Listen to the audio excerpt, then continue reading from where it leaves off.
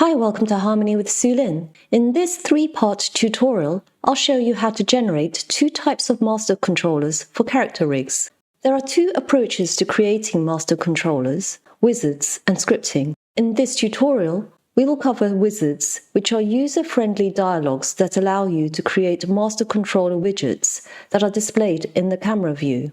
We won't be covering scripting, as that requires using the Harmony scripting interface and is only recommended for those that have a solid knowledge of scripting. Typically, master controllers are used for complex, rotating rigs, but they can also be useful for simple animated sequences that are likely to be reused, such as eye blinks, direction changes in character posing, and shading. The uses are limitless, depending on your production requirements.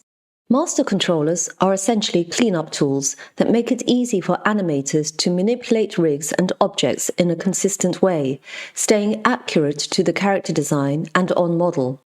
For example, you can create a slider wizard for 360 rotating character rigs, or a grid wizard, which determines the direction your character's head is facing. For complex characters with many deformations, this removes the need for the animator to create poses manually, which can be tedious and can lead to going off model. We'll use the wizard approach to create master controllers that generates widgets by feeding them character poses and configuring how the widget will apply the different poses to the character.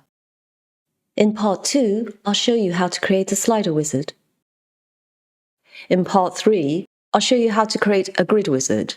To follow this three-part tutorial, you'll need to prepare some keyframed animation tests, and strongly recommend our character rigging techniques playlist.